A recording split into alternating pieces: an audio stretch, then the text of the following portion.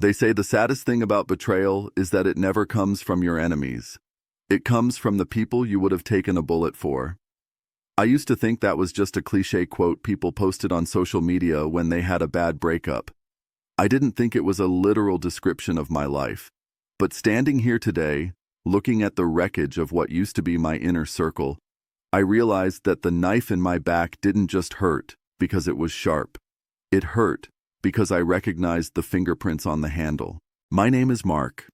If you met me 6 months ago, you would have said I was the luckiest guy in Seattle. I had built a software logistics company from the ground up, turning a college dorm idea into a multi-million-dollar valuation. I had Jason, my best friend since the 3rd grade, serving as my CFO and right-hand man, and I had Elena. Elena was the kind of woman who walked into a room and the atmosphere changed. She was beautiful, sharp, and she was my fiancée. We were weeks away from the wedding. I had the ring, the venue, the life I had always dreamed of as a kid who grew up with nothing. But luck is a funny thing. Sometimes what looks like luck is actually a blindfold. The unraveling started on a Tuesday. It was mundane. It wasn't a stormy night. There was no ominous music. I had come home early from a business trip to San Francisco. I wanted to surprise Elena. I had bought her this vintage necklace she had been eyeing online for months. I quietly unlocked the front door of our penthouse apartment, smiling like an idiot, holding the velvet box. The apartment was quiet. Too quiet.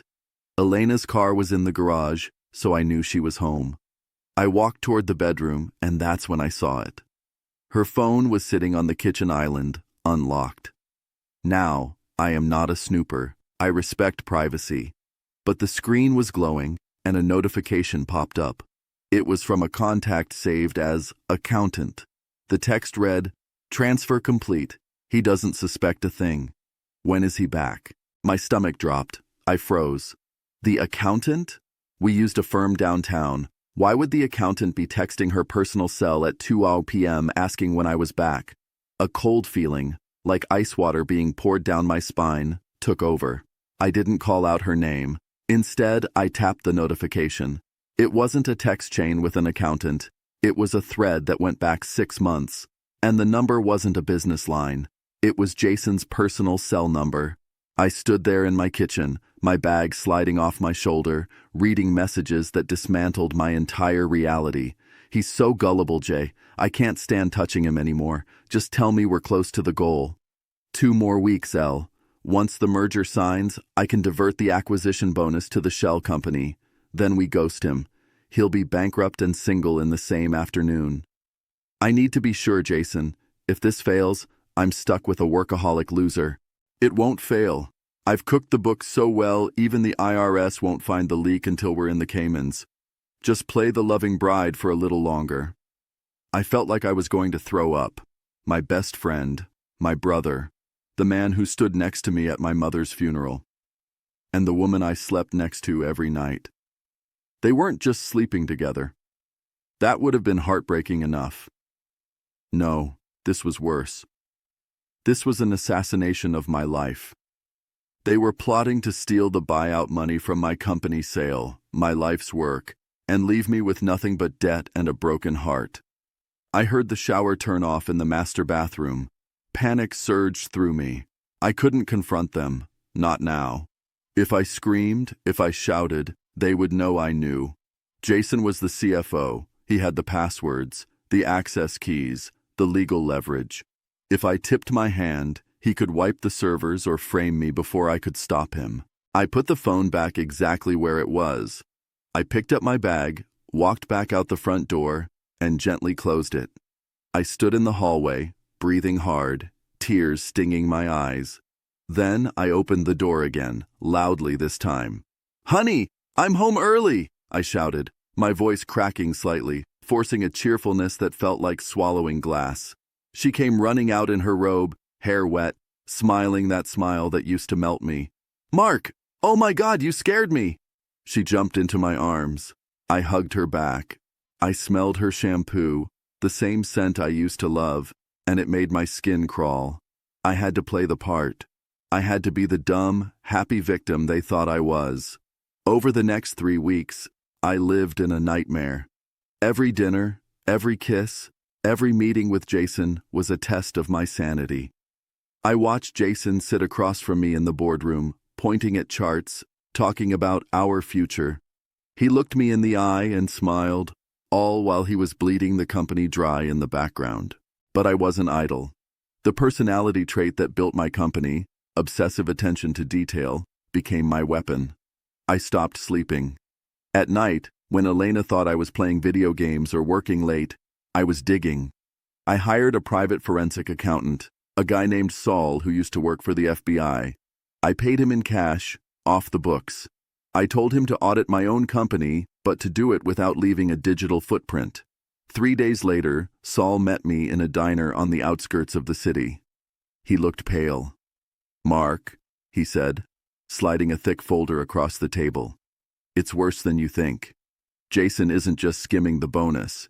He's leveraged the company assets. He took out loans in your name using your digital signature. If the merger doesn't go through or if the money disappears, you're not just broke. You're looking at prison time for fraud. He set it up so it looks like you authorized the embezzlement." I stared at the documents. Jason had created a paper trail that pointed directly at me. He was going to steal the money, run away with my fiancée, and let me rot in a cell for his crimes. The level of malice was breathless. It wasn't just greed, it was hate. I realized then that Jason had always hated me. He hated that I was the CEO. He hated that I got the credit.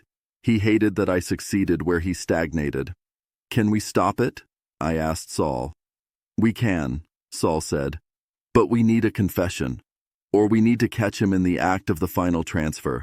The merger signing is in 10 days. That's when the liquidity hits the account. That's when he'll make his move." 10 days. I had 10 days to destroy the two people I loved most. I went home that night and found Elena looking at wedding venues on her iPad. She looked up, glowing. "Mark, look at this winery. It's perfect for the reception." "It's beautiful," I said, kissing her forehead. "Spare no expense, babe.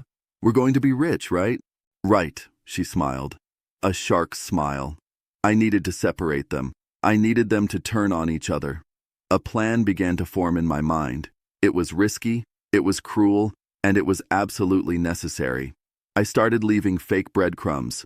I created a fake email account from a compliance officer at the bank we were merging with. I sent an email to Jason's work address, flagging a suspicious discrepancy in the accounts, but, and this was the key, I CC'd a fake email address that I knew Jason had access to, but I made the body of the email imply that Elena was the one being investigated. The email read, "Mr. Jason, we noticed irregular activity linked to a secondary card holder, Elena R. We are freezing the assets associated with her pending an audit."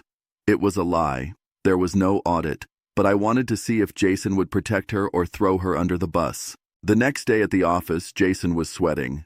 He was pacing in his office. I walked in, acting casual. "Hey man, everything good? You look stressed." Yeah, just pre-merger jitters," he stammered. "Listen," I said, dropping my voice to a whisper. "I've been thinking, maybe we shouldn't merge. Maybe we should sell the IP separately. I got an offer from a private buyer in Dubai. Cash, under the table, no paper trail." Jason's eyes went wide. This was greed bait. "What? Mark? We can't back out of the merger now." "We can," I lied. "This guy is offering double. But I need to know I can trust you.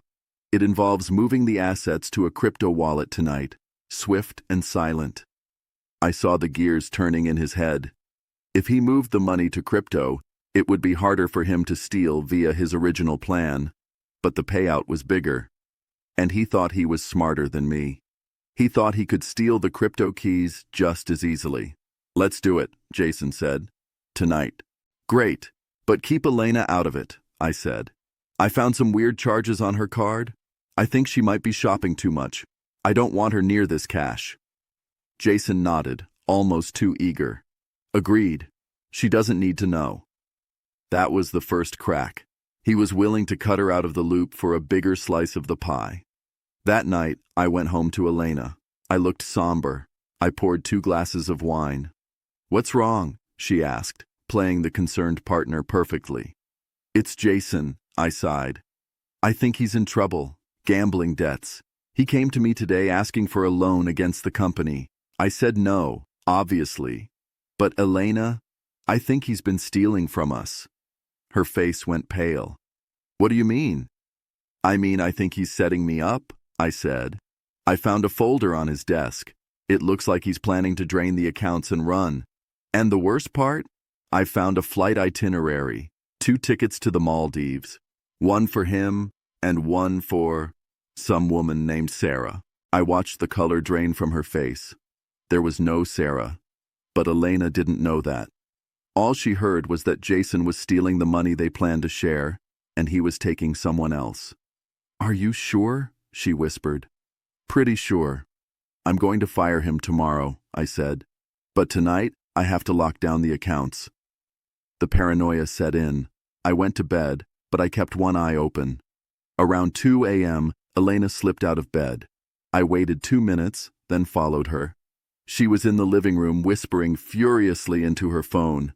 You son of a bitch, who is Sarah? She hissed. Don't lie to me, Jason. Mark knows. He knows you're stealing. He's going to fire you. She listened for a moment, then screamed, He told me about the gambling debts. You're trying to cut me out. I smiled in the darkness of the hallway. Chaos. The next morning, the atmosphere was toxic. Elena wouldn't look at me, but she was furiously texting. Jason called me at 6 a.m. Mark, we have a problem, Jason said, his voice shaking. Elena knows. She's threatening to call the board. She thinks I'm stealing. Calm down, Jay, I said, sipping my coffee. She's just hysterical. Ignore her. Focus on the crypto transfer. Meet me at the server room at 5 p.m. We do this manually. The trap was set. 5 p.m. arrived. The office was empty. I had sent the staff home early. I was in the server room, the hum of the cooling fans the only sound. Jason walked in. He looked like he hadn't slept in days. Let's get this done, he said, pulling out his laptop. Wait, I said. Before we transfer $10 million, I need to show you something. I tapped a key on the main console. The large monitor on the wall flickered to life. It wasn't a bank login. It was a video feed. It was a recording from the hidden camera I had installed in my living room the night before. It showed Elena on the phone, screaming at Jason. But then it showed what happened after she hung up. She called someone else. He's cutting me out, she said on the video. I need to liquidate the joint account now. Yes, forge Mark's signature. Take everything. If Jason thinks he can screw me, I'll burn him to the ground. I'll tell the cops about the shell company he set up. I have the documents. Jason watched the screen, his jaw on the floor. She was going to rat you out, Jason, I said calmly. To save herself. Jason looked at me, his eyes wild. Mark, she's crazy. You can't believe her. I don't, I said. I don't believe either of you. I tapped another key. The screen changed. This time it showed a live stream of the room we were standing in. And in the corner of the screen, there was a viewer count. What is that? Jason asked, stepping back. That, I said, is a live stream to the board of directors, our legal team, and the district attorney. Say hi, Jason. Jason lunged for the laptop, but I stepped back. It's too late, I said, my voice cold and steady. I know about the shell company. I know about the loans in my name. Saul traced everything. We have the IP logs. We have the texts. We have the audio of you conspiring to frame me. Jason froze. He looked at the camera, then at me. Mark, please, we're brothers. It was her idea. She manipulated me. And she says it was your idea, I replied. I guess you two can sort that out in court. Suddenly, my phone buzzed. It was a security alert. Oh, and one more thing, I said. I canceled your access cards. But I left Elena's active. She's in the lobby right now. She thinks she's coming to meet you to steal the hardware wallet. I opened the door to the server room. Elena came storming down the hallway, looking frantic. She saw me, she saw Jason, and she saw the red light of the camera. Mark, she stammered. The wedding is off, Elena, I said, and the police are on their way up. The look on her face wasn't sorrow. It wasn't regret. It was pure unadulterated rage. She turned to Jason. "You idiot! You led me into a trap! You tried to sell me out to the cops!" Jason screamed back. They started shouting, hurling accusations, confessing to crimes in real time while the camera rolled. I just stood there, leaning against the server rack, watching the two people who destroyed my trust destroy each other. The police arrived 10 minutes later. It wasn't dramatic like in the movies. It was just sad. They handcuffed Jason first. He was crying, begging me to drop the charges. Then they took Elena. She didn't look at me. She just stared straight ahead, her face a mask of cold fury. The aftermath was messy, but satisfying. Because I had caught them before the money actually moved, the company was safe. The loans Jason took out were flagged as fraudulent immediately because I had the evidence proving identity theft. Jason went to prison for 4 years for corporate fraud and embezzlement. Last I heard, he works in a warehouse now, trying to pay off restitution orders that will follow him for the rest of his life. Elena avoided prison by turning state's witness against Jason, but her reputation was obliterated. In the age of the internet, nothing disappears. The video of her screaming about forging signatures leaked. She lost her job, her social circle shunned her, and she had to move back in with her parents in Ohio. She sent me a letter once, asking for forgiveness. I burned it without reading it. As for me, I didn't sell the company. I kept it. I fired the entire executive team and rebuilt it with people I vetted for character, not just skill. I learned a lot that year. I learned that blind trust is a liability. I learned that people will justify the most horrific actions if they tell themselves they deserve more than they have. But mostly, I learned that the best revenge isn't screaming or fighting or violence. The best revenge is intelligence. It's letting the liars spin their webs until they are so tangled they can't move. I'm dating again now. A nice girl named Sarah. Ironic, I know. We take it slow. I check the bank accounts every morning. I don't think that paranoia will ever fully go away. But I'm stronger now. I survived the knife in my back, and I kept the handle as a souvenir to remind me. Watch the people who don't clap when you win. They're the ones waiting for you to lose.